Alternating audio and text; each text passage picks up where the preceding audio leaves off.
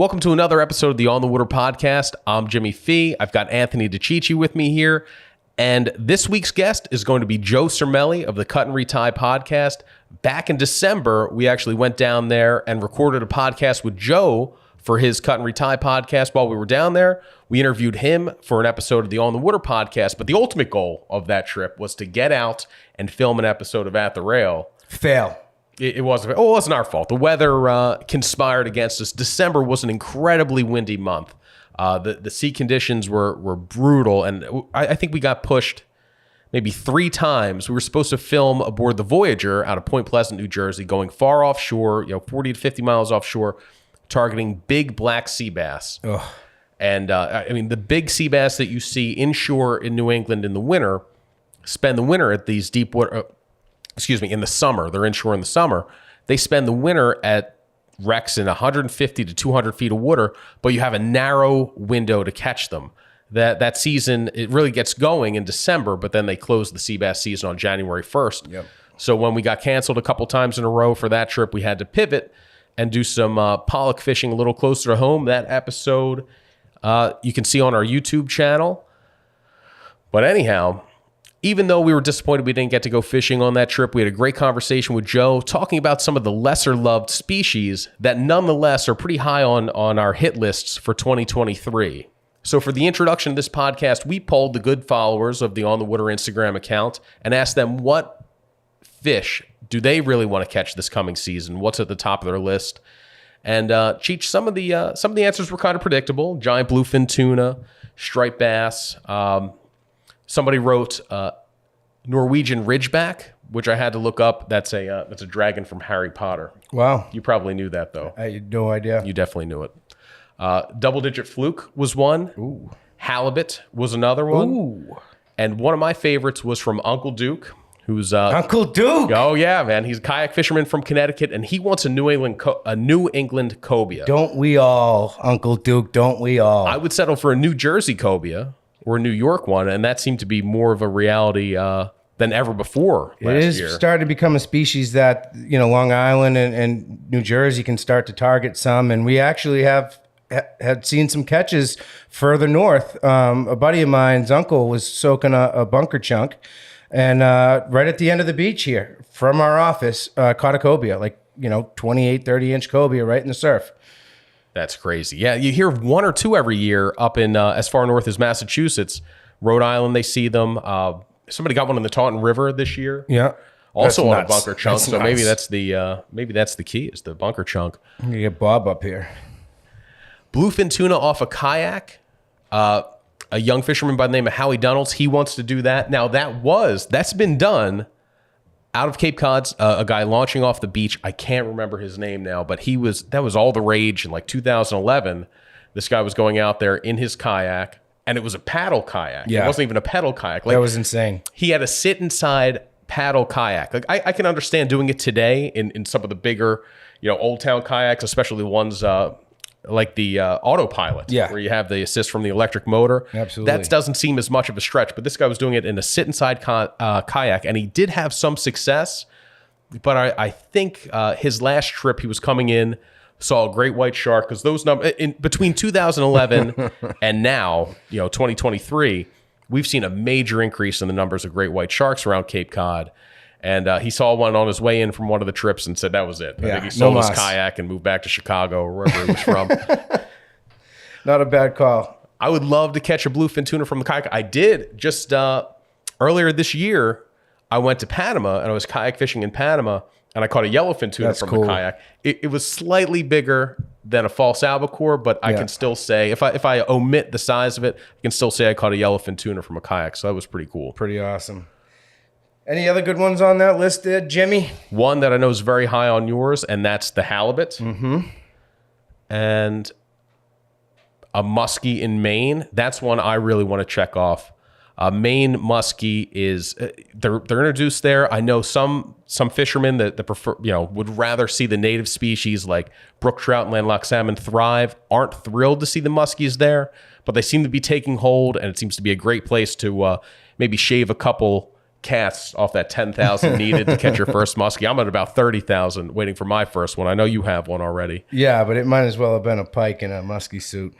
The thing was average at best, but my good buddy Joe Peachy actually broke 40 inches not long after I boated my first muskie on my first ever muskie trip, which was awesome. But that was in Wisconsin. Doesn't count. I get it. No, it counts, but it's cooler to get it close to home. I love catching new species. So, Jim, take us through your bucket list. What do you got? It's a long one, and some of them are not going to happen this year because they're too far away. Teaser. Let me interrupt here. Yeah. I have 3 bucket lists. They're segmented in categories. So have at it, buddy. That's more organized than you are in any other part of your life. Oh, that's not true. So mine, if we're talking 2023, within driving distance of home, muskie's probably at the top of that list. Swordfish is very high on that list. I want to get a swordfish. And let me kick it to you because I have it written down somewhere. I just need to find it. All right. Well, I'll kind of take a stab at how I sorted my bucket list because it would go on forever. I mean, it's everything you haven't done yet, right? But in the Northeast, definitely top spot, swordfish. We failed heroically on a few different occasions at trying to check that. But in that process, it's kind of gotten to the point where, like, I want to catch a sword this way, which is ridiculous. But I want to catch one at night or catch one on the jig or catch one in a really cool setting rather than, I don't think a daytime deep drop swordfish would fully check off that box for me. I think it would half fill it in. It would check the box, but I wouldn't feel as good about doing it the other ways that you can do it. Just the little kid in me wants to just be able to poke one in its eye and feel its bill and check it out like up close and personal. Because I've never seen one in person like that. It's like, so that's number 1 for me. Halibut, absolutely number 2. And I feel like, you actually have a shot at that, the way things have been going. Cobia, right in the 3-hole.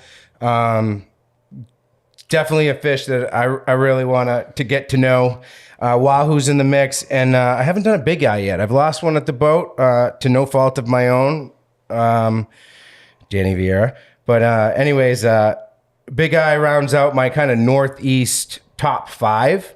And then just general salt. I'll just kind of rattle these ones off real quick. Permit, Rooster, GT, Cabera Snapper, and maybe Sheephead, I think, or Black Drum in that 5-hole for the general saltwater species.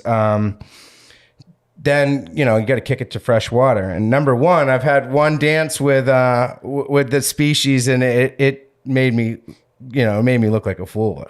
I hooked a steelhead on my first ever trip to Pulaski, and it owned me. And I was on it for maybe 40 seconds. We saw it jump next to the other drift boat, and I was alerted to how big it was. And then it jumped the pool and was basically headed for Canada. So rather than let it keep going, I tried to stop and pulled the hook. King salmon's number 2, bowfin number 3. I'm gonna skip 4. I'm gonna leave that one. I'm gonna leave that one out there for Jim to kind of come back in with his bucket list, and then 5 is kind of just like a smorgasbord of species I have not caught on the freshwater side. Carp, which should be easy to check off. Snakehead, another one if you're in the right spot, shouldn't be too hard. And then walleye, and believe it or not, Jim, I have not caught a pike. I've had a couple pike follows up in Maine, Belgrade Lakes and stuff when I was like 8, which was awesome. Just have not got a hook and a pike yet. Carp and walleye, I feel like, are just two that you just haven't gotten around to. No, I've carp fished once in my life with you, and in typical Jim and Cheech fashion, we got skunked. That was right after that horrible steelhead trip. we steelhead was skunked. Hooked. We got skunked steelhead fishing. Then we got home. Let's do something easy, Jim. Let's go carp fishing. Let's just go hear our drags, and we sat and froze our asses off and didn't catch any tog. My list is pretty similar to yours. In the Northeast, I want to get a swordfish in the worst way. I'd like to get a cobia. Now, we talked about this in our conversation with Joe, how there's species you can travel to catch, but catching them in home waters is a little extra. Definitely. Kind of a little extra. It gives it a little zing. I want to catch a cobia, but I want to do it in the Northeast. I want to get a big sheep's head, but I want to do that in New Jersey. Cool fish. An Atlantic halibut. sure, could go to Norway and have a. No, I want to catch one in our You know, backyard. I'd like to catch one off the coast of Massachusetts. So those are my main ones. I want to catch a wahoo too, but that's the type of thing where, like, I'm not going to go out and target them here. I'm not going to be on a boat and target them. Anybody want to go wahoo fishing? Hit me up. Cheats 232323. Let's go. Freshwater, I got to check off muskie, and sturgeon would be a cool one too. But those are all. But in terms of the Northeast ones, those are my main ones. I think realistically, I've got a shot at checking off cobia this year. We talk about Sheepshead with Cermele a little bit. Yeah, he shut down real quick. Oh yeah, he's got he keeps that close to the vest, and a lot of guys do, and they should, because it sounds like those are very specific, kind of small Just areas when to you get think pressure. you know a guy, you know, just when you think you're trusted enough to be brought in on something super quiet. Nope. But one of the main topics of our conversation with Joe's is a fish that's it's on our list, and it's very high on my list. I want to catch a big blue catfish, and I just had big catfish. Period. Like big channel cat, big blue. Yep, I'll take either one. So they grow to big sizes. They're becoming increasingly abundant. Not so much in the Northeast, the blue catfish yet, but more the Mid-Atlantic area. They're all over the Potomac. They're getting into the Susquehanna, and that's something that I think with just a little bit of a road trip, we could easily check that off. Catch a freshwater fish that weighs 30, 40, up to 60 pounds. That's insane. And that's something that I do feel like we're missing in New England is that big catfish. We've got channel catfish here, white catfish. I met flathead catfish, not channels. They get bigger, right? Yeah, flatheads get big. Channel catfish get pretty big too, but not so much here. Flatheads, you can get those in Jersey and Pennsylvania. I had a great trip on the Susquehanna River a couple years ago for them around Harrisburg, so central Pennsylvania, where we caught them up to 40 pounds. But catfish are really cool. Joe has a lot of insights on why it's worth targeting these fish and why it's worth fishing for some of the ones that some anglers might turn their nose up at. You know, so the snakehead, the bowfins, the catfish. I wanted to kind of touch on what ones do you think you actually, you know, if you're a betting man, you kind of plan out your year as we all do. What do you think you're gonna, you know, accomplish off the list? What do you think you're gonna check off this year if you were a betting man? I think cobia. I think I could get cobia done this year. Nice. I think if I ask nicely, maybe some people who are on them in New Jersey or New York might let me tag along with them. That would be. I think that would be the one. I want to try the most to check that one off. Swordfish, I'd love to, but you know, canyon. I don't get to the canyons every year. Yeah. On a good year, although we are scheduled for to go on the Helen H again this September. We had a great trip with him with Captain Joe Huckemeyer on that one. and yeah, Anthony hooked one. You can actually see that whole thing play out on one of the more recent episodes of At the Rail. We can put the link in the show notes here. But yeah, swordfish would be great. I feel like cobia is more realistic if it happens to the extent that it happened last year, where guys were reliably going out and seeing them hanging around the bunker schools in the late summer. Yeah, we talked about doing a FIP strip this year as well, which kind of puts halibut in the crosshairs. So it would be nice to you know, one of us to check that off if we do make that trip. Swordfish, I think one of us is destined to check that one off. I'm with you on the cobia, buddy. And I think halibut is Fippney's ledge is it's a distant structure. It doesn't get hit or commercially fished very hard, but party boats go out there, and it's probably one of the best places to have a shot at an Atlantic halibut here in New England. But if we go out there with a party boat full of guys, you know, we have a 1 in 40 shot of that being us. It would be cool to see one. Yeah. But I get the feeling we'll go out there, we'll waste the entire trip fishing giant halibut jigs and pass up all our shots at getting good pollock, and then still come home disappointed when some dude gets one on a tiny piece of clam and a high-low rig. Or a Norwegian jig and they're jigging for pollock or something. But, you know, I've been told that if you target them specifically, you're basically agreeing to go giant tuna fishing, but for bottom fish. And, you know, if you're patient and you stick with it, you'll get the bite these days. Like that's, you know, if you're dedicated enough to the cause, the chances of going out and getting that bite, if you specifically only target that and you're willing to skip out on the drop and reel, you know, pollock and you know, other ground fish fishing, that, you know, you up your odds significantly. And also going with a captain like Jim Walsh, who exactly has been dialing that in as since he got the American Classic back in the water. He's been on that halibut hunt. For me, I think steelhead hopefully falls soon. I think that's, outside of the lower tiered ones like carp, which, we could probably get done in the next few weeks if we get the weather. Jim and I have a steelhead trip, It's not going we're gonna try to check that one off for old Chi-Chi. We could describe this one. We don't need to describe it. It's just happening. It's planned. So if we blank on that one, I'm not going to be a happy camper. We'll do a steelhead trip recap for a future introduction to the podcast and talk about how this attempted mix at bring our wives out there on a steelhead trip and entertaining them while also fishing it's for our heart's content. Fail miserably. This is going to be nobody's going to be happy. But anyhow, enjoy this podcast, this conversation with Joe Cermele, and check us out every other Monday, a new episode of the On the Water podcast. Thanks for joining, guys. If you've been listening to the On the Water podcast, do us a favor. Leave us a rating and a review, a comment. Let us know what you think, what you'd like to see on future episodes, even guests. And tell a friend. Spread the word. We appreciate you guys listening, and thanks for tuning in. Today's episode of the On the Water podcast is brought to you by Old Town Canoe and Kayaks. Old Town has been making the finest canoes and kayaks for over 120 years, right on the banks of the Penobscot River in Maine.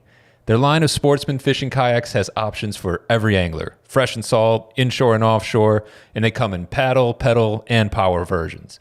I'm a huge fan of saltwater kayak fishing, and I absolutely love my Old Town Sportsman Big Water 132 pedal kayak. It's big enough to take offshore and out into open water, but it's nimble enough for fishing inshore in the backwaters. Plus, it's super stable. I am totally comfortable standing up in my kayak, fly fishing for striped bass. I also use it to bottom fish for black sea bass and tautog. In the fall, I take it out on the water almost every day to chase false albacore. Absolutely my favorite fish to chase from the kayak. So if you're looking to get into kayak fishing, or if you're maybe already a kayak fishing addict and you're just looking to upgrade, I highly recommend checking out the Old Town Sportsman line of kayaks. You can take a look online at oldtowncanoe.com/onthewater. Once again, that's oldtowncanoe.com/onthewater. Check them out. Hey, welcome to another episode of the On the Water podcast. Clearly, this is a bit of an away game for us. We are down here with Joe Cermele of the Cut and Retie podcast, and Joe's been kind enough to let us record in his studio. As you can tell, it looks a little nicer than ours. We have a mount in our studio, Joe. We've got a replica of the world record striped bass, but it is hovering right over our guests. Like, it looms over them. Yeah. So whenever they emote and they lean back, the pectoral fin is hanging on by a thread. We have destroyed the mount. It pretty soon will be right up here next to your Palomino trout. Well, I'll take it. This is where all old skin mounts go to die. So, So Joe's been one of my best friends in the fishing industry for the past, 10 years. Well, it's been a long time, and I'm so happy that we're here together doing this, right? So if anybody, we recorded a cut and retie with you guys before we were doing the On the Water here in the cut and retie bunker. So hopefully, some people have already listened to that. This is the follow up. So yeah, I did want to mention it's the bunker, but I have to call it the bunker because I'm very sensitive about my Philadelphia accent being up there in Massachusetts where they cut the R's off of everything. That, John? I'll call it the bunker. I know. I'm worried. My kids already sound like him. They look like him a little bit too. But that's such a tremendous accent. I meant to bring that up when we were recording earlier. I love your accent. Thank you, sir. You're welcome.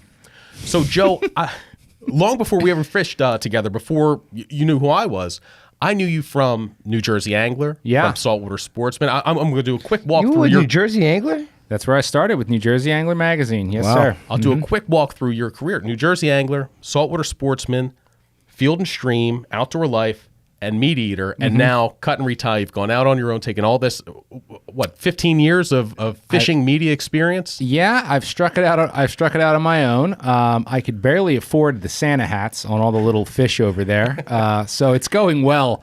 But yeah, man, after 17 years or so of working for bigger media corporations, I decided to cut and retie, if you will, and start my own thing. So I started my own little media company, and it started with this podcast. Good deal, man. And you're very much a New Jersey guy. You grew up fishing a lot of the same waters I did. I think I was a little bit further south than you. I grew up in Philadelphia, fishing Ocean City, Longport. Now I know you're fishing that area now, but were you Atlantic City North mostly? Yeah, it's funny. So my dad and I had a boat in Atlantic City in the State Marina, Farley State Marina, right next to the old Trump Castle, from first grade through senior year of high school, and we spent every weekend on that boat. It was a 28-foot Penyan cabin cruiser, and that was our shore house. So like my early saltwater fishing was all in Atlantic City, and there was a tunnel drive boat, so it ran like 2 miles an hour full open, and like it shot out a rooster tail longer than the boat. So my dad actually hated taking it out because it also didn't turn well. So like coming back into the dock was a real challenge. You know, like it was like all hands on deck to help the little Joe was the name of the boat come in, and but you know, spending so many years down there, I was running around since I was in first grade, on the fuel dock at night in the lights for weak fish and underneath the Brigantine Bridge, and I would sit at the end of that dock. So later in life, I kind of gravitated north. I had my own boat in Barnegat Inlet, and now I spend a lot of time sort of seaside north, really. But yeah, dude, as a little kid, it was like Atlantic City was where I cut my teeth saltwater fishing in Jersey. And now, like you said, my in-laws have a place in Ocean City where you have family house.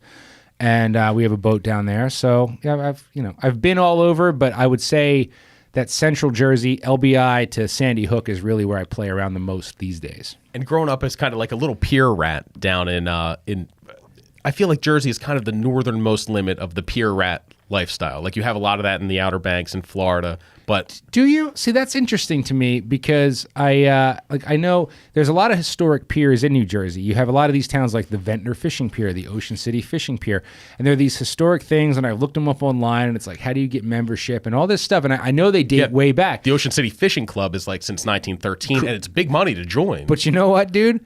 All these piers, these fishing clubs, I don't ever see anybody fishing on the piers. I'll tell you the problem with the Ocean City Fishing Club one is that I think the end of the pier is over about 3 feet of water. Right. That is a problem. It's just I'm so intrigued by pier culture. We have a mutual friend, Zach Miller from Florida. He grew up doing this, piers, bridges. That's his thing. And there's such a deep-rooted culture in the South for pier fishing and along the Gulf. So it's always intrigued me. Like I sort of want to know more. Obviously, at some point in history, pier fishing in Jersey was a big deal. These piers are still standing, and they're so historic. I don't ever see anybody fishing on them, though. You know? No, I blame the beach replenishment. Beach replenishment gets blamed for everything bad that happened to the shore fishing in New Jersey. Yeah. But I think that's why so many of these piers are sanded in. Ocean City used to have two. It has the one that's still at 13th Street. Right. And then it used to have one at 59th Street, which has been destroyed over time. There's no evidence of it anymore. Right. But that was another big one. And you can look through the archives of the Ocean City Fishing Club catches going back to 1913, and you see red drum on there, striped bass, bluefish. So clearly, like that was getting your bait out further on those piers caught those guys a lot of extra fish back then. Sure, and it's funny you bring up the redfish. I was going to say we've known each other a long time, and when I still worked for Field and Stream, we had access to the archives. So right there in my office, I worked in Manhattan. I commuted to our offices in Manhattan, and you had the entire paper archive there going back to 18 whatever when Field and Stream started as Woods and Water. And at one point, I did this experiment where I flipped through like every issue from 1900 on to see how many articles I could find about New Jersey surf fishing. And from, I don't know if this is exact, but I want to say from like 1900 to 1952, you could not find a New Jersey surf fishing article in Field and Stream that was tied to striped bass. It was all redfish. We were a red state. And I remember photocopying all of these articles, and I sent like a packet to you. I'm like, I still have it. Van Kampen Hellner was the author of a lot of those stories. Yeah. And it's a weird deal because it seemed to me like looking at those archives and sort of matching things up. If you wanted to catch stripers back in those days, in the early 1900s especially, it was all Sandy Hook North, Long Island, up to Cape Cod where you are now. But all these places I grew up, Manasquan Inlet, Barnegat Inlet especially, dude, we were a red state, and not like puppy drum, man, like giant-ass bulls, right? Channel bass. Channel bass is what they called them. And I remember one in particular, Wreck Island, I believe it's called. There's an island between Long Beach Island and Brigantine that is still uninhabited, right? Now, but I think it's a bird sanctuary or something now. You're not supposed to walk around out there. But I found there's an article in that packet about guys going out there to explore it, to see about setting up a pay fish camp on Wreck Island. And it's like, let's go out here and see how the fishing is. to this day, dude, I'd love to go surf fish Wreck Island. You're not allowed to do it, but it's this little stretch of completely uninhabited oceanfront island in Jersey. And that's where so many of those redfish were caught back in the day. So the author of a lot of those stories, Van Kemp and Hellner, was he was like a rich Manhattanite. Yes. Who would come down on his yacht or whatever the 1913 version of the yacht was. Schooner. And he had like a cook with It's him. not a schooner, it's a sailboat. It's for anybody who's a Mallrats fan. You'll get that joke. I'm sorry. Go ahead. So he would come down and he had like a cook to prepare his meals, and they would just go out and they'd surf fish all Yeah. day, because I bought a book that also had a collection of his articles called The Call of the Surf. Uh-huh. And that has a lot of the gray gull shoals, which was one of the articles you sent me. Yeah. You said, where, and I remember you wrote the note, where do you think gray gull shoals is? Yeah. My guess is somewhere around Little Egg or Great Egg Inlet. I would think so, but it's and I don't want to steer the conversation, but I look at those things, and nowadays, as you know, you can catch yourself a redfish in Jersey. It's hard to target them, right? But they're around, and there are certain places where people claim they can. But point being, like you look at that and you look at stripers now, sort of how Delaware Bay is getting a little quieter than it was in the early 2000s, and things are shifting. It makes you wonder, like, is there something cyclical here? Because redfish aren't overfished. You don't hear people in North Carolina complaining about the lack of them, in Florida complaining about the lack of them. The redfish numbers are fine. Like they seem to be pretty well regulated. Yes. And guys enjoy great fisheries for them, but they haven't returned to New Jersey. And I think it has to be habitat. A captain we fished with, Captain Brian Williams out of Ocean City, New Jersey. Bad fish. Yes, yeah. Mm-hmm. Yeah, he's a great captain, light tackle and fly guy. And he's also got a great history of the area. He wrote a story for On the Water on Iron Haven, was what the Dutch settlers, who were the first people to come to southern New Jersey, called it, for Egg Harbor, is what it then became, because of all the shorebirds. Sorry, I knocked the table. Because of all the nesting shorebirds in the area.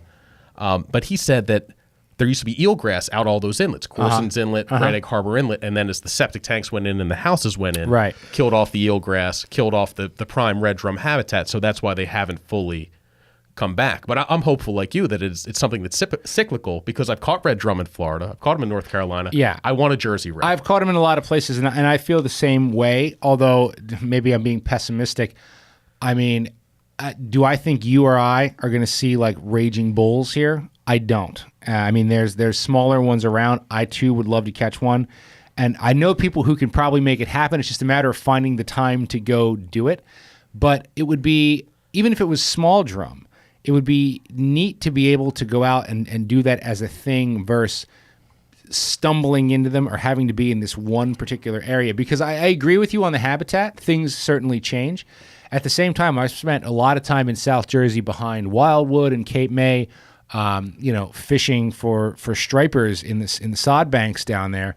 And man, there are some scenarios down there I've been in where you're in a foot of water, you are watching stripers wake out from every direction. And if you blocked out the Garden State Parkway to your west, it could be South Carolina. It looks exactly like places I've been in, Georgetown and Charleston. And every single time I do that, I think that one of those hits is going to end up being a red, because probably in a broader sense, you're right. There's not enough habitat here to facilitate this bolster this population. But man, people are always shocked when I say, like, well, we have so much stuff that's so red fishy. Like it's every bit of South Carolina. That's a good point. Like I'm not from around here. When I come down here, there is a lot. Accent. There is a lot that reminds me of the Low Country. Yeah. It definitely looks red fishy for sure. And if you look at, let's say, the northernmost part of big red fish in the surf, I would have to say is Assateague Island. Mm-hmm. And as the crow flies, that's only about 70 or 80 miles. Yeah. So the habitat, the water temperature is not that different. Nope. It's got to be something about the habitat. I think it is. I think it is, because I don't think we're too far off from being able to target cobia in New Jersey, Long Island, maybe off the Block Island area. Like, I think that's like right around the corner for us, which is awesome, right? But redfish seems a lot further away. And knowing the issues that take place down in Florida, that's way far away from us, with eelgrass habitat, degrading to almost being non-existent, there has to be something to be said about that. Yeah, I want to talk about cobia too, but Joe, I know you are like you're a big hometown guy. Like Yeah. you have a New Jersey and New Jersey fish tattooed on your calf. I do.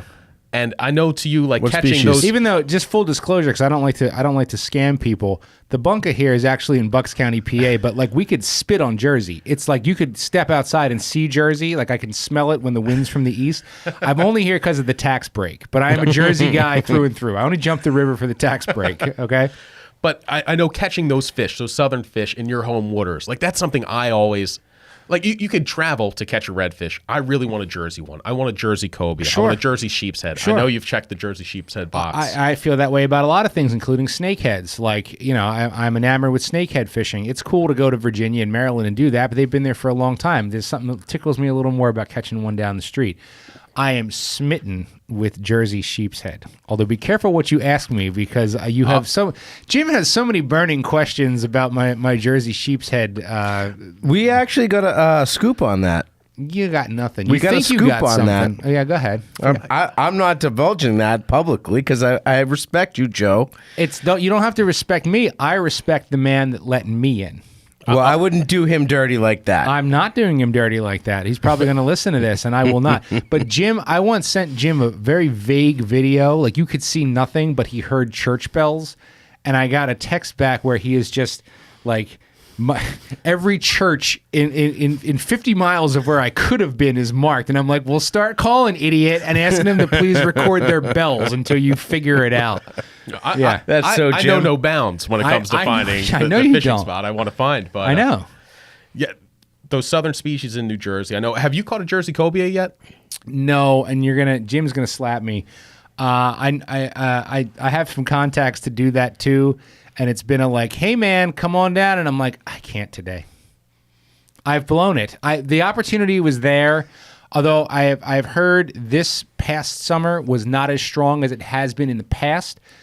To your point, Cheech, I think like sheep's head, cobia has elevated to a very targetable New Jersey fish. Yeah. It has jumped from, because even I ran a boat for 12 years out of Barnegat Inlet, right? I caught one, and that was like... Did you catch it fluking? No, I caught it sight fishing. Wow.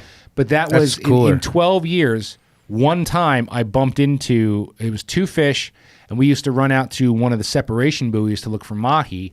And I got out there one day, and I'm like, what the heck are those? And it was two cobes, and we got one to eat. We got the smaller one to eat, and then the bigger one disappeared. But it was always this oh, hey, did you hear so-and-so trolled one on a green machine in the canyon I remember last that week? episode, New Jersey Yeah, Angler. yeah, New Jersey Angler. Those guys, Darren Doris and Bill Donovan, they had been picking cobia here and there for years. But now I think, and again, I'm not going to divulge the pattern. I've not done it, but I've talked a lot about. It is becoming a more and more targetable thing year over year. So there's some science to that, behind that, backing it. We ran a story a couple years ago on cobia habitat, and just estimating as ocean conditions change, they said in 40 years, 35% of the best habitat for cobia in the summertime is going to be New Jersey. Really?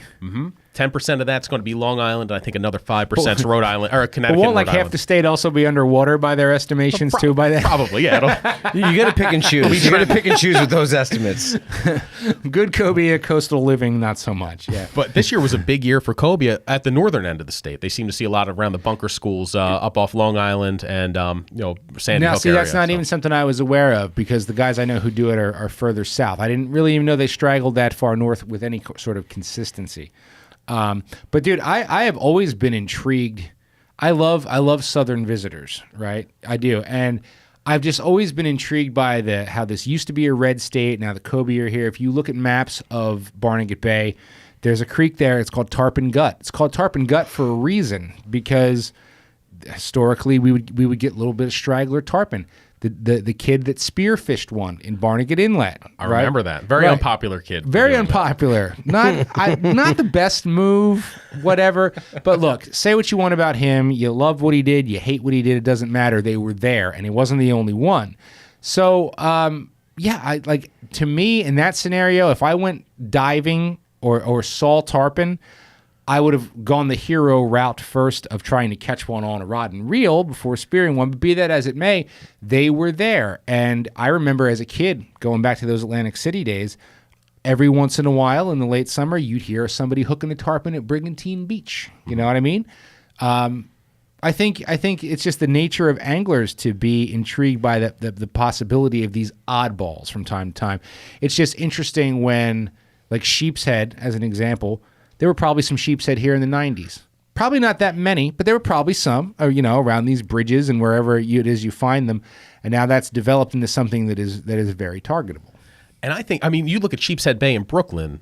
Yeah, it's called that for a reason too. Exactly. Yeah. And I think those sheepshead, like you said, they were probably around. People might not have had a handle on targeting them at that point. And I was surprised to learn, I talked to somebody in South Jersey, a captain down there. He said they move in with the drum. Like they're here in May. Huh. And he said, because I always thought if they're southern fish, they must be here in July and August when it's the hottest. Yeah. Now, I've heard so many weird things about them. Like at this point, Central and South Jersey, the sheep's head thing is getting more and more established all the time.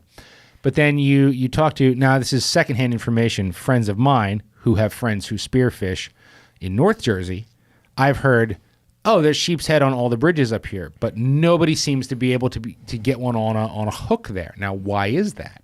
You know what I mean? So it's one of those weird things that I think there's more of them out there than you even realize. It's just taking so much more time for people to figure them out, So I didn't know we were going to go down the southern species in New Jersey route, but I'm glad we did. I'm just following your lead, Jim. You started with redfish. I'm a terrible host of this. So I don't know where I'm going to go. I just kind of start throwing things out. But I did want to talk to you about what most people think of as a southern species, and it's one that I know that you really like. It's not snakeheads. It's catfish. I know you've done a lot of traveling for catfish. You and I had a pretty incredible catfish trip. And that's something that in the Northeast, we don't have much catfish. We have them, but they're not very popular. And you have a fishery right close to home, and just within a day trip's drive, you can catch some very large catfish. And how'd you get started on the whole catfish thing? Like what turned you on to that? It's a weird deal, right? And I think you and I share this. As much of a love as we have for figuring out technical things with lures and flies, I just love soaking a giant piece of cut bait and waiting for a rod to fold the frickin' half, right? So I love catfishing. I love bowfin fishing for the same reason. And everybody wants them on the frog. That's cool. I don't mind soaking a chunk of shad and letting the bowfin bend a rod in half in a holder. I got started with catfish just out of necessity back in the hook shots days when I was still filming that for Field and Stream.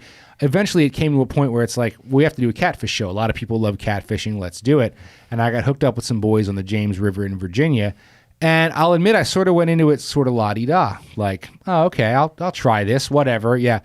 Dude, like, big blue cats rip.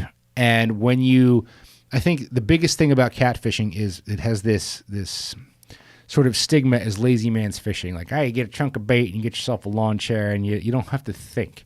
But when you're with a good cat guy and you look at how many spots he has marked and he's going to soak for 10 minutes here and that's it, because he knows if he doesn't get bit then it's time to go here.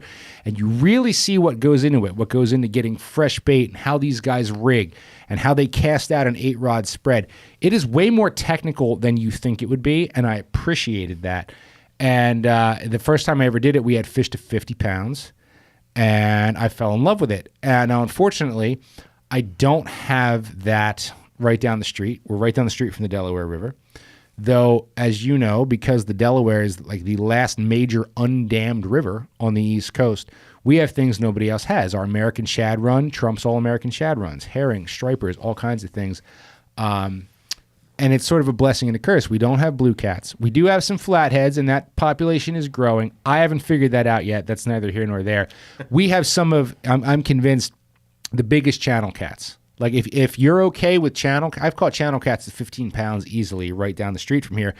And to your point about catfishing in the Northeast being not so popular, very few people are out here messing with channel cats. And it's wide open. And even if I'm not fishing for them, you just float this river on a clear day. You're like, 10-pound channel, 12-pound, just blowing out from under the boat. So I've gotten very into that, and I've spent time in Philly flathead fishing the Schuylkill, which is good. But then, of course, the single most badass catfish experience of my life was with you, Jim, on the Susquehanna. This got to be, 5 years ago at this point, something like that, right around Halloween. And we couldn't keep 5 lines in the water for more than 30 seconds without a 20-plus pound to 40-pound flathead mowing the shit down. But before that, we spent 4 or 5 hours with the captain telling us, the guide saying, I know right where I can go and I can fill this boat with 30-pound catfish. And we were like, why aren't we there right now? After 30 minutes, you're like, okay, I bet you do. We must be heading there. 4 hours later, I'm like, then let's go to that place. Yeah. We got there, and sure as shit, man, he sets the rods out. I don't think he set all of them out. And all of a sudden, the rod starts going down, and he was very particular about who took the rods. You talk about guys having their system in place.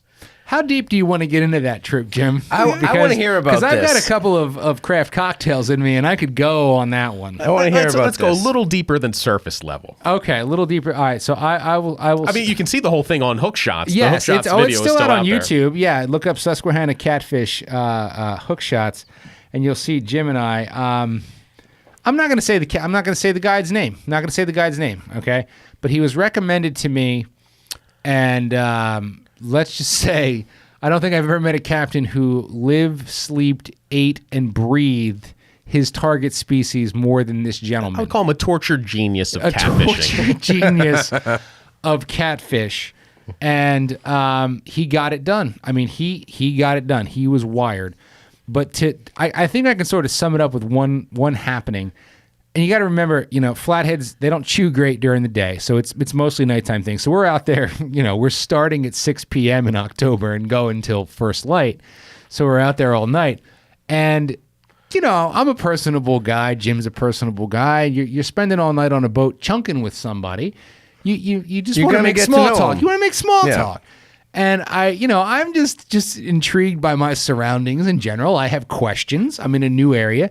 So we're out there at one spot. Before we got to the spot that, like, to Jim's point, basically what I think it was he knew this was a wintering hole. And he was actually, I think, trying to avoid us filming there because it was so good. So he was hoping we could get it done elsewhere. But, like, if all else fails and these spots are not working, then I'll take these guys to the money. So we ended up having to go to the money. But before we got to the money, we were flim-flamming back and forth between all these other spots and picking these little fish. So, there's this train line that runs along the Susquehanna. And at one point, this train, it's midnight or something, this train's coming. And I was just like, man, I'm always so intrigued by these late-night trains. What do you think that train is hauling there, guy? Like, where's that going? And most guys would be like, well, they run coal from here to Binghamton. And most guides know the area well. Most guys and they will give know you the area. And this you guy got a natural history lesson, a history lesson. Like, yeah. He looks me right in the face and goes, I don't know. All I know is that has absolutely nothing to do with flathead catfish. And I was like, shit. All right. We looked at each other. That we're like, dude is focused. Buckle up. I want to make it very clear that I'm not being judgmental. I'm just giving facts. There was like this little social awkwardness, slight Asperger thing with this dude. Like, he was super focused on catfish and really knew he lived for catfish, but nothing like it was. He had rods numbered. He had rods numbered. This is rod 1 in position 1. This is rod 2 in position 2, 4, and like 1A, 2A. Yes. So I was the 1A side of the boat. I was 1A, 1B, 1C. You were 2A, 2B, 2C. Yeah. So we had 6. I think we had 6. Maybe we had 8. Maybe it went up to D. But I was to stay on the side 1 of the boat, and you were to stay on side 2. He wasn't playing because at one point the bite went crazy, and like this rod's down, and like we're just trying to have a good time and film a show, and he's like, "You are not in 1A. I need you to move to 1A immediately. That is not 1A. That is 1B." Like freaking out. The first 3 bites when we got to the spot came on my side of the boat. And that was great for me, but we're trying to film an episode of Hook Shots. And first, if we were fishing normally, it'd be like, okay, I took the first one, you take the second one. Could you imagine if a certain someone was there? Stop. But we would alternate. That's I know how who you mean. We would alternate. That's what you do when you're fishing. Yeah. Like it's the You're trying first to rod showcase gets, everybody catching a fish. even if we were just fishing for fun, it would alternate. If you're not Yeah. holding the rods, you're just chunking.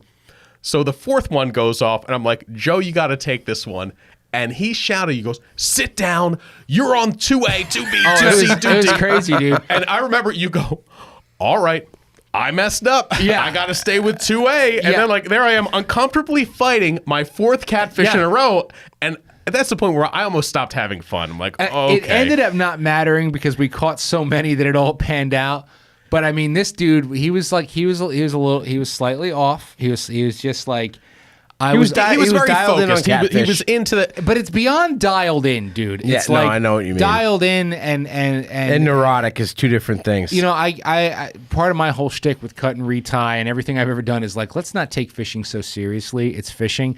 This guy was to the extreme. Yeah. To the point where it's like, I almost felt like he didn't want us to talk because then we weren't paying enough attention to our 1C, 1A, 2B, whatever. It was a quiet boat in the midst of some incredible fishing. Yeah, it really was. I also remember at one point that like, almost works against the experience. somebody brought up something about headlamps, and he's like, I wear a headlamp almost 24/7. I wear a headlamp when I'm at home just making breakfast and watching TV. You never know when you need a little extra light. And I'm like, oh, damn. He painted this picture of himself in a dark house with a headlamp on at all times, not Yes. using any of his lights.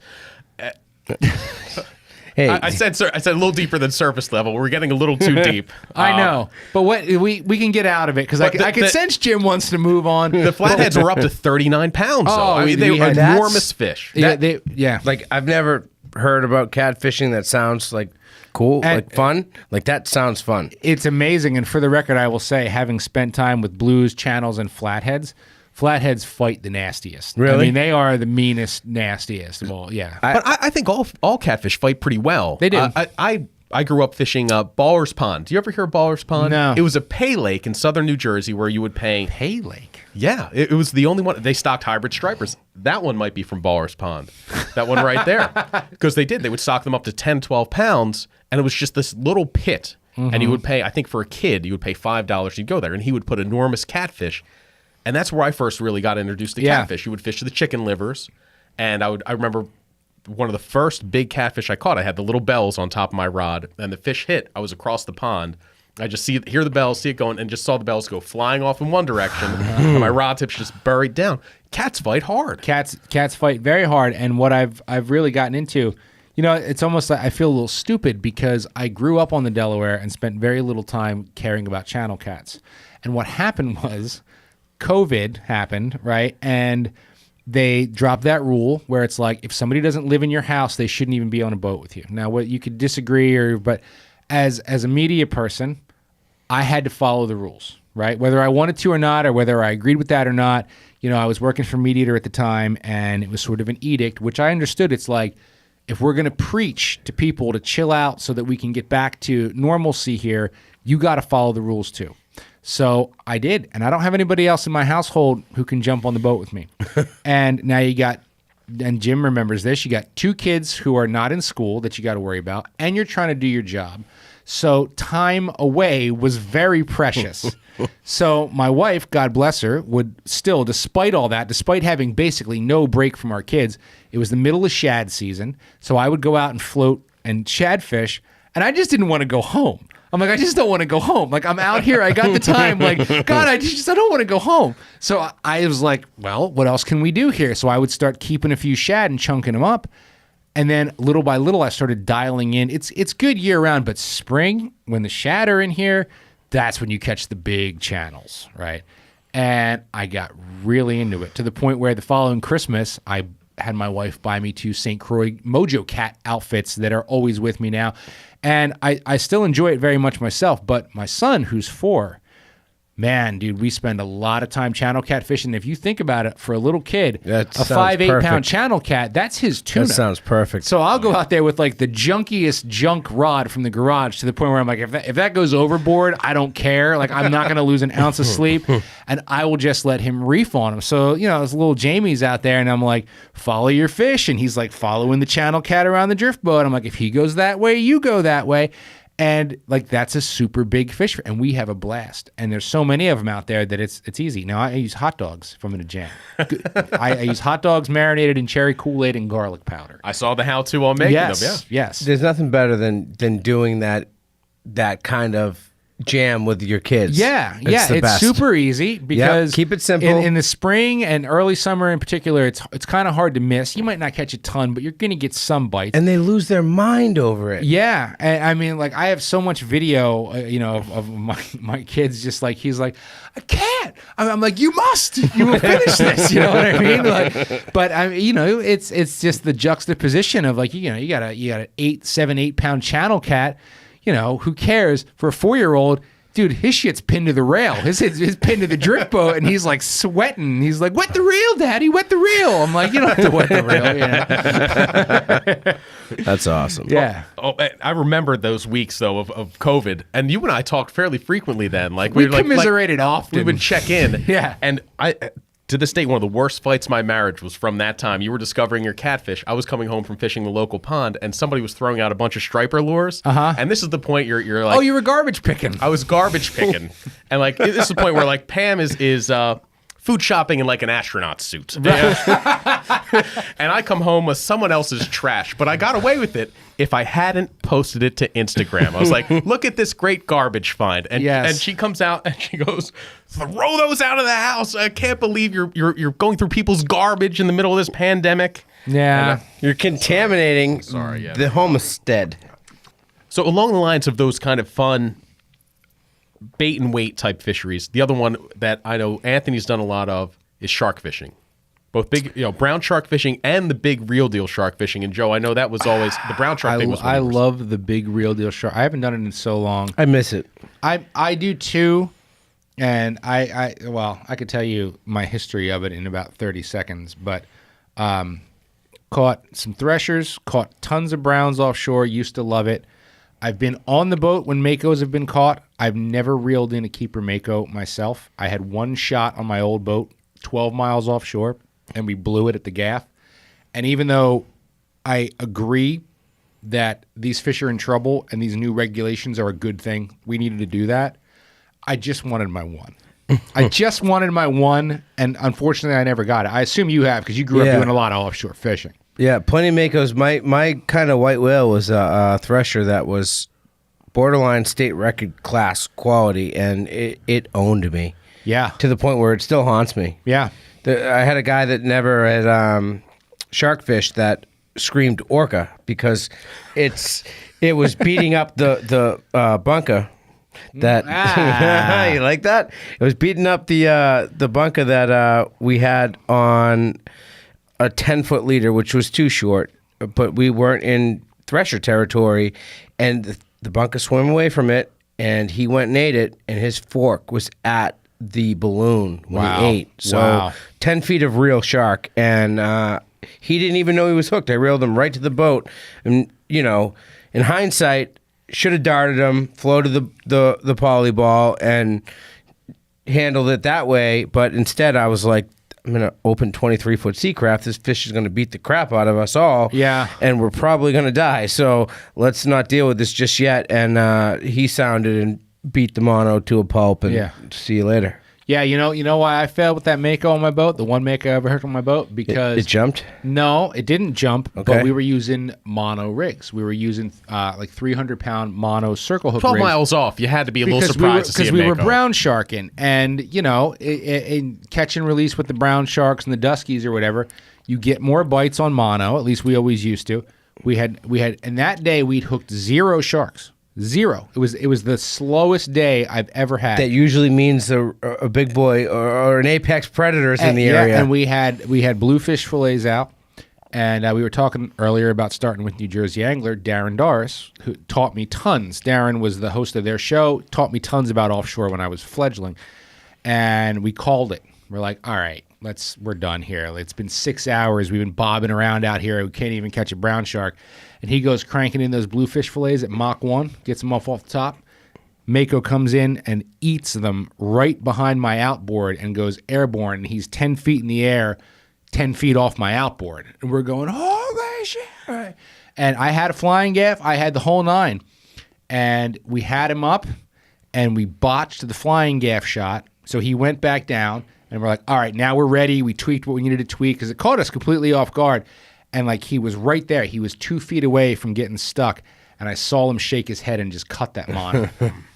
Every mako that was almost seems to have come off on the jump, because it is almost impossible unless it's happened 2 or 3 times and you have preconditioned yourself for that being in awe. Yeah. Because every time a mako jumps, your jaw hits the ground and you forget to reel, and you slack off, and the thing cartwheels, and that's all she wrote. Yeah. The only jumping mako I encountered was we were chunking tuna at night, and we hooked one on one of the chunk rods, and I'm fighting it on one side of the boat, and you heard it leave the water on the other side of the boat. And I remember, like, they're like, it jumped, and you've seen enough videos now. I mean, you hadn't seen as many of them then, but of makos jumping into the boat, and nothing scared me more. I remember being terrified, being like, this thing is out there in the black, jumping, and I have no idea where it is. That'd be kind of unsettling. It's funny though, because you bring up sharking as a bait and wait kind of game, and it is. You're right about that. But to me, it was very different from bow finning or catfishing, because I feel like when you're catfishing, especially, even if you're not catching the big blue or the big flathead you want, there's always some kind of action. There's always something nibbling, something going on, and you just kind of feel the feels differently. Whereas offshore shark fishing is the most boring thing on the entire planet Earth. Second most. Unless it's giant going down. tuna fishing is probably the most boring. I have no experience with giants. You boys have a lot more experience with giants, but I imagine it's very much the same sucks thing. until it happens. When it happens, it's the bomb.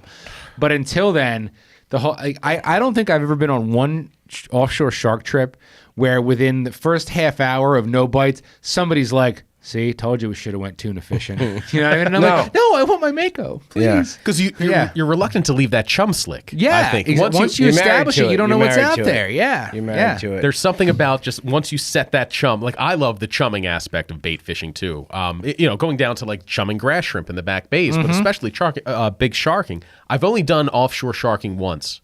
And I remember we caught a ton of blue sharks and one pup mako, but you guys did a lot of that, like getting the big 5-gallon buckets, and that I feel like it's really lost. But even before when I was in college, Jim, I used to get big 5-gallon buckets full of goat's blood. Did you really? And go full jaws. That's awesome. I swear to God, there's a halal meat market right across the river here in Trenton, New Jersey, and this is for people are like judging me right now, but just let me explain. This is back in the day when I was a new boat owner, and I was like learning all this offshore stuff.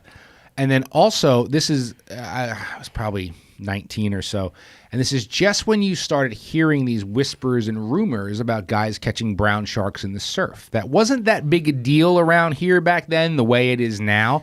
It was just sort of this like very underground thing. And like a dum-dum, I always just took the jaws route, and I'm like, well, nothing calls them in like warm-blooded mammal blood, right? And dynamite. So I got this wild hair. Me and a couple buddies. I'm like, I got this idea. I know how we're gonna catch some sharks. I know what we're gonna do. So I called this halal meat market in Trenton, and I'm like, hi, sir. I was wondering. He's like, you need blood? Come and get blood. I'm like, okay. He's like, bring your own bucket. I'm like, great. So I show up at this place with a 5-gallon bucket, and like goats and stuff are screaming in the next room, and it was free. He didn't even charge me. It was a full 5-gallon bucket of blood and hair. Dude, the entire bucket was radiating warm. I mean, that is how fresh the blood was, right? And I screwed an eye bolt into it and then froze it. And then we took it out on the end of the North Jetty in Barnegat in July in the middle of the night. You did this from shore? I did it from the boat and from shore. And I look, I'll jump ahead. I'll get to the punchline.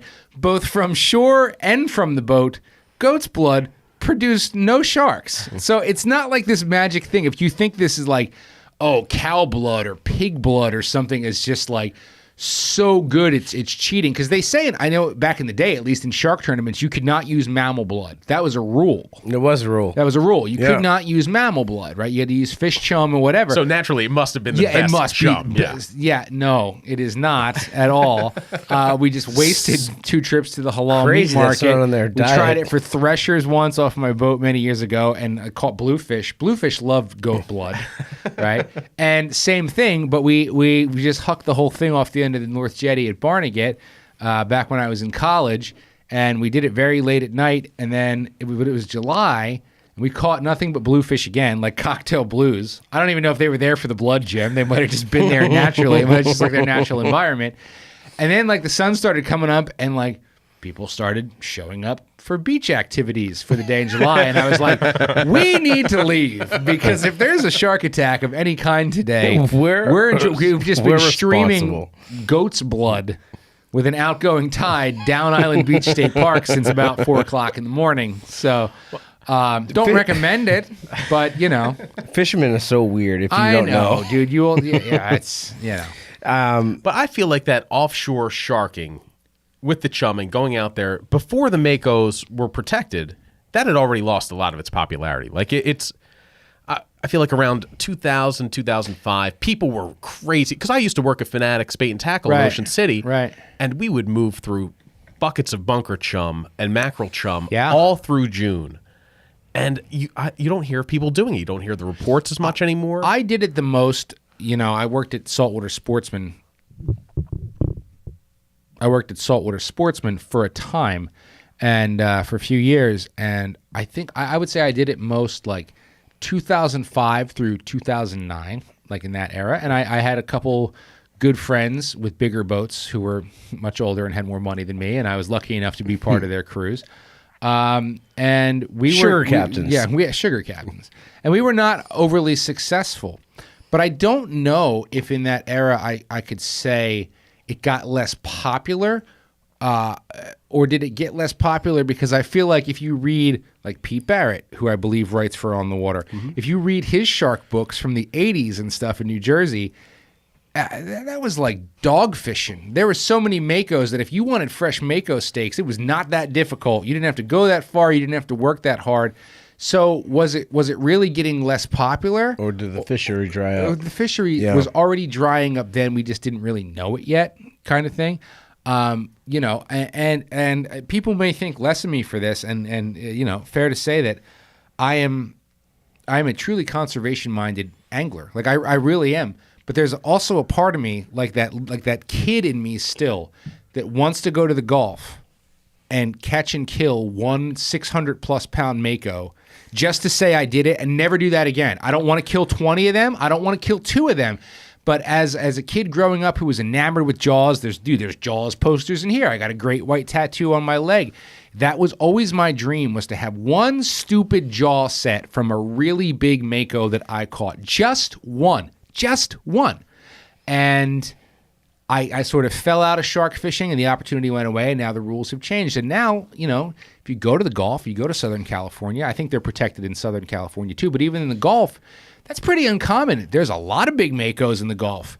Those boys just tend to not mess with them. They just don't want anything to do with them, you know? Would a poor beagle jaw do it for you, or does it have to be a Mako? I would accept the poor beagle jaw, Jim.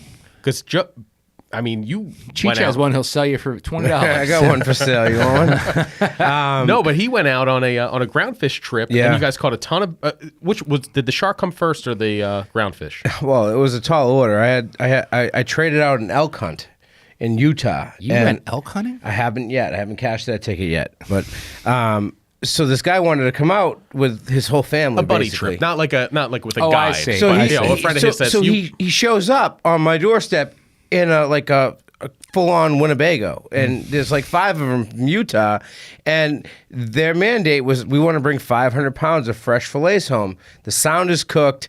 There isn't any sea bass. There's no fluke in the sound. I'm like, I got my work cut out for me. So I sent them on a party boat. I'm hoping that they can get some stuff done. Long story short, I get down to day 5 of this trip, and they have like 100 pounds of fillets. So I call. Which seems like plenty. They're from Utah. They pay like $39 for frozen halibut and like $15 for tilapia. Go figure. So I'm like, I call in the ace, right? Probably the best fisherman on the Eastern Seaboard, this guy, Willie Hatch. And I'm like, Willie, I need to put some meat in the boat. These guys want like 400 pounds of fillets. Can you help me? He's like, all right, I got you. We're going to go and we're going to knuckle a big poor beagle first. Maybe we'll have a shot at a tuna. But once we get the poor beagle, we'll ground fish. We'll pound on the haddock and the pollock and get some codfish, and we'll fill the boat. And he's got like a 30-something foot JC. So we go out there, and right off the bat, we get like a 450-pound poor beagle. Thing looked like a great white. Massive. I'm super intrigued by those sharks, right? Make no mistake, I think they're very cool, and I would very much like to catch one. Cartoon characters. But to your earlier point about, you've been to Louisiana for redfish, you've been to Florida, you want a local redfish. My dream was one big ass local mako. So to be able to go, that was in New Jersey. Yes. That swam off New Jersey. Just one. I don't want people to think I'm greedy, Like I look at the striper regs and things. I don't really keep any stripers anymore. I did for years. I don't anymore. I get it. Same thing with makos. I think these regs are good, but damn it, I just wanted my one. Just Second my one. angriest fish in the sea. Yeah. I'm like no bullshit. I don't want to mess with a 600-pound mako boat side. I don't want to be that guy that has to subdue that beast. It's funny you say that, and this is certainly not a representation of all the Louisiana captains, but the few that I know that I've talked to, I've brought this up before. I'm like, man, you guys have these huge makos out there where you're tuna fish and stuff, and they're all like, I ain't messing with that thing. Like they just don't want anything to do with it. They are possessed by the devil. Yeah, they don't want to beat up their boats. They don't want to have to deal with it. Yes, it's a food, which is funny to me because makos are delicious. Oh my God. The dudes in the Gulf are about delicious things. They just have this sort of stigma. It's like almost this unwritten rule of like, you don't mess with that. Now, could I find somebody who would let me mess with one if I really wanted one? Probably. But day over day, if you and I have been, Jim, you and I have been to Venice Marina in southern Louisiana, tuna fishing together. Keep an eye out for how many people hang makos at that dock. It's very few. Mako's a fierce animal, man. Yeah, I know it. I think a lot of captains at this point kind of have that like, I'll leave you alone, you leave me alone with like the sharks. My good friend Rob Taylor says that I was out giant tuna fishing with him this year. We caught 4 thresher sharks while fishing for giant tuna. Yeah, and I was like, "Do you ever keep these?" He goes, I don't. It goes.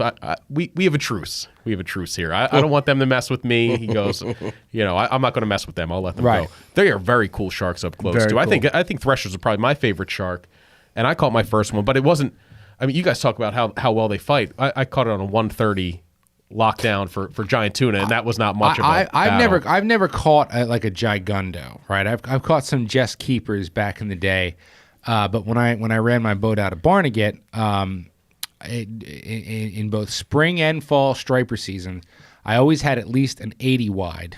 I had this old piece of crap like Beat International 80 wide, but it was always in the cabin because the amount of times that you'd be fishing the bunker for stripers, and all of a sudden, and I hadn't seen it in years until just this fall, as a matter of fact, we were out fishing with my buddy Eric Kerber. You know Eric Kerber.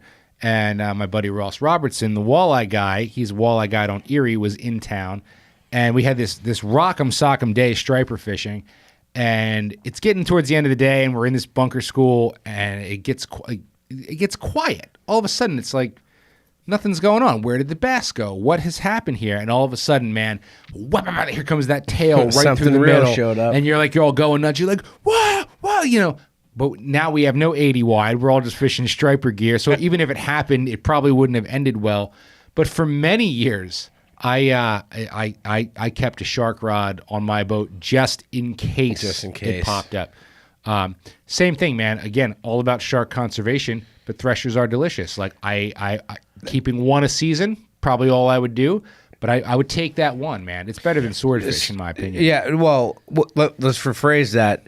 A fresh caught mako or thresher is better than store-bought or restaurant-bought swordfish. Agreed. I would agree with that, 100%. But fresh caught swordfish will blow your mind. Yeah. It's incredible. Although I've had it in, I've been down to Florida and they get all hot on the pumpkin thing. You know what I'm talking about? Yeah. Is that a thing in the Northeast, Jim? Yeah, I don't even know. It's a It's not higher as percentage down popular. south. So you have a lot. I forget what it is. I'm going to mess it up. It might be 1 in 20 up in the Northeast, maybe 1 in 50, and then down in Florida it's like 1 in 8. Yeah. Right. So and it's because they're feeding on a type of shrimp. Andy Yeah. Zabreski, who we work with, knows more about the pumpkin swordfish, and they claim it tastes a lot better. I've Sweeter. had it in the Keys. I didn't see it, but whatever. I played along. I was like, pumpkin. Yeah, I get it. But Swordfish is also, they're like filthy with worms. Some of them. Yeah, I mean, all I know is like I'm not knocking it, it's good, a sword but- coming back from a day trip or an overnight is totally different from what you get from the fishmonger or from the restaurant. It's noticeably different. And a fresh caught mako or thresher is better than what you get at the fishmonger or restaurant. While we're talking about fish we eat, do you ever eat any of the catfish you catch up here? you know, I have not yet done that, and I certainly That surprises me, Joe. man, you're gonna get me off on a thing here. I've thought about it, and there's no reason why I wouldn't, because the Delaware River is cleaner than it's been in decades, right? It's one of the cleanest rivers. To me, it's more a long-standing thing of I like freshwater fish, but there's none of it that is as good as saltwater fish. And growing up coastal, I always have some mahi, some tog, maybe some tuna or whatever in my freezer. So I just don't. Fair enough. It's not that I dislike catfish. It's not that I dislike crappie or walleye. I will never be as excited about eating that as the saltwater options we have so close. In my travels, I've done it. I've done the crappie fry in Alabama. I've done the catfish fry, in Texas and in Virginia, and I'm all for it. Locally, though, I would, but I don't. If that makes sense. Let's do it. I want to do it. I want to eat some catfish. I want to eat some catfish. I want to fry up some catfish. Well, dude, come on down this spring and shoot an episode of something. You guys that have done sounds good. shad episodes in the past. I'll float you. We'll do cats and shad and stripers in the same day. Because we did that this year just for fun. I took one of the shad we caught and caught a pool winning. I remember Snowy that. grouper. Jim and I shad. I sneak that in wherever I can. We were less than 2 miles from where we're sitting right now when Jim caught those shad that you then took out as bait on a party boat. You caught the shad. It was a big roe. Yeah. And then we cut up some of the smaller bucks and used them for catfish. And I hooked a catfish. And I was a little skeptical. You're like, oh no, man, they pull hard, and there's some big ones here. And I'm expecting small little dinky No, channels. there's some big channels here. I fought one. I lost. Ended up losing it. And man, it pulled. Yeah. Pulled hard. I mean, I wanted to pour water on the reel like Jamie. I want to do some catfishing, and I want to do some snakeheads. Well, here's a proposal. I'll call you out on your own podcast. I got a guy in Williamsburg, Virginia, who does it all winter.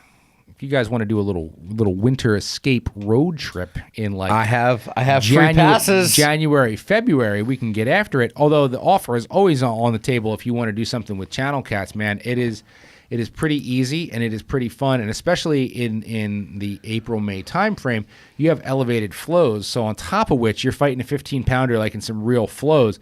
It's a very good time. But one of the things I love about catfish is that they do bite all winter. So if you guys are at all interested in doing like a Virginia trip over the winter, dude, I'll arrange it. I would love to go. I'd be down. That'd be for fun, man. I've seen those pictures that you catch of the giant catfish. I would love to get a big blue. Only like if I that. can cook it. I want to catch a big blue too. That'd be awesome. Channel cats sound like they're badass. I want to catch a big blue. Yeah, dude, you can come take as many as you want. We can cook as many as you want. I don't want to make it sound like I'm like I'm not snubbing my nose at catfish. Dude, I've dealt with this my entire career, everywhere. At Meat Eater, at Field and Stream, like people are always like, "Oh, you caught a smallmouth? Did you eat it?" I'm like, "No." Why? Because I don't have to. Like, if it was the only option, if that was your best option for fresh Correct. fish was catfish, correct. then It's you'd not. eat that. I But- live too close to the coast. Exactly. You know, No, I I feel have the other same way. options. You know. But Joe, I want to say thank you very much for first off hosting us here Dude, to record this this episode has been of the great, podcast. man. I'm glad you guys were here. And before we go, tell us a little bit about Cut and Retie. What is the new evolution of Joe Cermele's podcast? What is it like? Tell us about it, and also where to find it. So Cut and Retie. If anybody out there has been listening to my past stuff, the Bent podcast that was on the Meat Eater Network. kind of sounded like a 90s radio show. Very segmented, very fast. And prior to that, I had the Hook Shots podcast, which was much more long form like we're doing now, where we have a good conversation. And through those two things, I heard from a lot of people like, well, we love the long form. Bent is too choppy. And there were a lot of people who were like, well, bent is really great. So cut and retie, I think, is sort of the perfect marriage of the two of those. And my whole deal, if you're into technical, don't listen to cut and retie because I'm just not technical. I love the fishing culture. As you know, I love fishy people, the fishing community, and just fishy cultures in general. So I'll teach you something, but I'm going to entertain you while I'm doing it. So we just try and have a good time on cut and retie, have a little bit of fun with a couple pop-up segments, and so far it's been a great time, man. And you can find that anywhere you want to, right? Inevitably, there's always that one guy who's like, "Are you on Pod Selection Pods?" I'm like, You're the only guy that listens there, man. But for the most part, Spotify, Stitcher, Apple Music, Amazon Music, Google Play, it's cut and retie is everywhere. And where can we find you on Instagram? At Joe Cermele 138. Awesome, man. Well, thank you very much. Make sure you listen to the Cut and Retie with me and Anthony on there. It's been fun. That's Thanks, my Joe. mama. And